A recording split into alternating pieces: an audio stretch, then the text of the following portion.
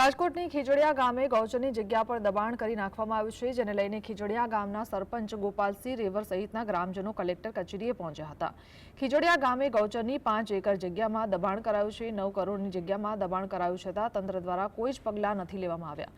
સરપંચ દ્વારા નોટિસ આપ્યા બાદ પણ તંત્ર દ્વારા કોઈ જ જવાબ ન મળતા ગ્રામજનોમાં આક્રોશ જોવા મળી રહ્યો છે।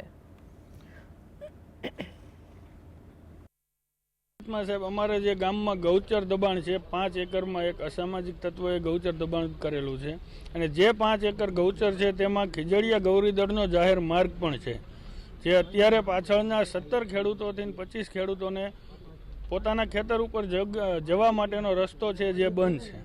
તમે રજૂઆત માટે શું કર્યું છે?